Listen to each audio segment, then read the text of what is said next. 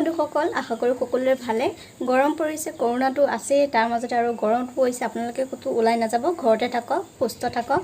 আৰু আজি মই দুটা ৰেচিপি লৈ আহিছো এই ৰেচিপিটো হল সয়াবিনৰ চাটনি আৰু তিতা কেৰেলা অলপ বেলেগ ধৰণে বনাইছো খাবলৈ কিন্তু বহুত সোৱাদ হয় যি সকলে তিতা কেৰেলা নাখায় তেওঁলোকে কিন্তু এটা নিশ্চয় ট্ৰাই কৰিব পাৰে বহুত ধুনিয়া খাবলৈ আৰু তিতা কেৰেলাৰ তিতা যিটো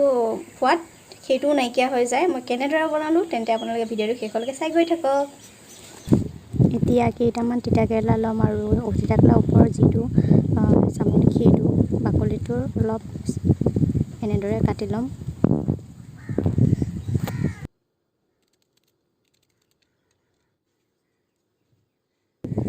ইয়াত অলপ মাজৰ অংশটো এনেদৰে কাটি ভিতৰ যিখিনি গুটি আছে সেইখিনি উলিয়াই লম আপোনালোকে উলিয়াই ল'বও পাৰে গুটিখিনি যদি গুটিবোৰ বুঢ়া হৈছে তেন্তে উলিয়াই ল'লে সুবিধা হয় মই উলিয়াই লৈছো এনেদৰে বাকি ভিতৰ আৰু কাটি লোৱা অংশখিনি পেলাই নিদিও মই ভাজি খাম এতিয়া বাটি এটাত লৈ মই নিমখ আৰু হালধি খানি প্ৰায় 1 ঘণ্টা মানৰ কাৰণে ৰাখি থম 1 ঘণ্টা মান থবই লাগিব দে তেতিয়াহে যিটো ইয়াৰ পৰা পানী ওলাব সেইখিনি ওলাই যাব মই তেতিয়ালৈ এইখিনি হোৱালে মই মছলাটো ৰেডি কৰি লওঁ এতিয়া বুট কেইটামান আপোনালোকে বুটৰ সলনি বুটৰ দাইল ল'ব পাৰে গোটা ধনিয়া 2 চামুচ গোটা জিৰা 2 চামুচ আৰু কালজিৰা 1 চামুচ আৰু সব গুটি 1 চামুচ আৰু তিনটা শুকান জলকীয়া আৰু এটা ইলাচি আৰু লং কেইটামান আৰু নিমখ অলপমান দি এইখিনি ভালদৰে ভাজি লম এইখিনি ঠাণ্ডা হোৱাৰ পিছত মই মিক্সিত গ্ৰাইণ্ড কৰি লম আৰু এতিয়া মই প্ৰায় 1 ঘণ্টা মানৰ পিছত এইখিনি তিতা কেৰেলাখিনি চাইছো এয়া চাকচোন পানী ওলাই গৈছে ইয়াৰ পৰা এতিয়া ইয়াৰ পৰা যিটো পানীখিনি অলপমান চেপি লম বেছি জোৰছে নহয় অলপ লাহেকৈ চেপি ল'ব ইয়াৰ পৰা পানীটো উলিয়াব যাতে তিতা ভাৱটো নাইকিয়া হৈ যায় আৰু এতিয়া ইয়াত মছলাখিনি আপোনালোকে ইয়াত এড কৰি দিব এনেদৰে আৰু এতিয়া এইখিনি ফ্ৰাই কৰি লম বেছি তেল নালাগে অলপমান তেলতে ফ্ৰাই কৰি ল'ব পাৰিব এনেদৰে ফ্ৰাই কৰি লম অলপ সময়ৰ কাৰণে বেছি ফ্ৰাই কৰিবও নালাগে এয়া হৈ গৈছে এইখিনি নমাই লম এতিয়া ক্ৰিস্পি স্পাইচি তিতা কেৰেলা ৰেডি হৈ গ'ল এয়া আৰু এতিয়া সয়াবিনৰ চাটনিখন ৰেডি কৰি লম এয়া সয়াবিন মই আৰচিএমৰ লৈছো সেইকাৰণে সয়াবিনটো অলপমান বেলেগ এতিয়া ইয়াত অলপমান নিমখ দি উতলাই লম অলপ সময় বেছি সময় নহয় হৈ গ'ল আৰু অলপ সময় ঠাণ্ডা পৰিব দি এতিয়া বাকিখিনি ৰেডি ইয়াত অলপমান মিঠাতেল এটা সৰু সাইজৰ পিয়াজ দিছো আৰু আদা অলপমান নহৰু 4 ফুটামান আৰু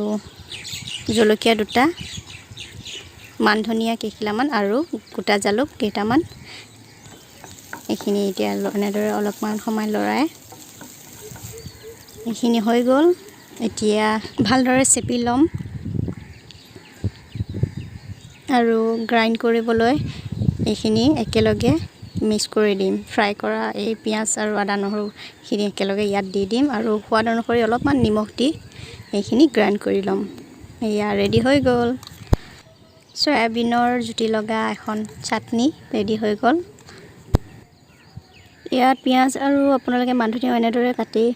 দি দিব পাৰে দেখিবও ভাল লাগে খাবলৈও সোৱাদ আৰু এয়া ক্ৰিস্পি স্পাইচি তিতা কেৰেলা আৰু এয়া সয়াবিনৰ চাটনি ৰেডি হৈ গ'ল ইয়া এইটো তিতা কেৰেলা এতিয়া মই অলপ টেষ্ট কৰি চাম কেনেকুৱা হৈছে এইটো মই নিজ ফাৰ্ষ্ট বনাইছো আৰু এই ৰেচিপিটো বাৰ হয় মোৰ বাৰ হয় মোৰ ৰেচিপিটো ক'লে মই আপোনালোককো বোলো জনাও আৰু নিজেও বনাই খাওঁ কেনেকুৱা লাগে এতিয়া খাই চাওঁ অলপ এইটো বহুত টেস্টি হৈছে খাবলৈ তিতা কেৰেলাৰ যিটো তিতা সোৱাদ সেই সোৱাদটো একেবাৰে নাইকিয়া হৈছে কমপ্লিট বেলেগ পুৰা ক্ৰিস্পি আৰু তিতা কেৰেলা বহুতে ভাল পায় কিন্তু তাৰ মাজতে বহুতে বেয়াও পায় ল'ৰা ছোৱালীবিলাকে বিশেষকৈ খাবলৈ নিবিচাৰে এনেদৰে যদি কেতিয়াবা বনাই খুৱায় তিতা কেৰেলা তেওঁলোকে গমেই নাপাব যে তিতা কেৰেলা খাইছে নে কি আপোনালোকেও বনাই কৰি খাবচোন যিসকলে তিতা কেৰেলা খাই বেয়া পায় তিতা কেৰেলাৰ তিতাটো কমপ্লিট নাইকিয়া হৈ যায় মই গ্যাৰান্টি দিছো বুলি নহয় বনাই কৰি খাব তেতিয়া গম পাব নিজে আৰু সয়াবিনৰ চাটনিখন খাবলৈ বহুতেই টেষ্টি লাগিছে আপোনালোকেও ট্ৰাই কৰি বনাই কৰি খাব অলপমান বেলেগ ধৰণে কেতিয়াবা খাবলৈ মন যায় হয় নে নহয় কওকচোন আপোনালোকেও ট্ৰাই কৰিব খাবলৈ বহুত সোৱাদ আৰু ভিডিঅ'টো কেনেকুৱা পালে প্লিজ লাইক কমেন্ট শ্বেয়াৰ কৰিব আৰু চেনেলটো সাবস্ক্ৰাইব কৰি দিব আৰু কাষতে থকা বেল আইকনটো প্ৰেছ কৰি অল কৰি ল'ব যাতে আহিবলগীয়া নতুন নতুন ভিডিঅ'বোৰ আপোনালোকে নটিফিকেশ্যনবোৰ সোনকালে পাই যায় তেন্তে আজিলৈ বাই বাই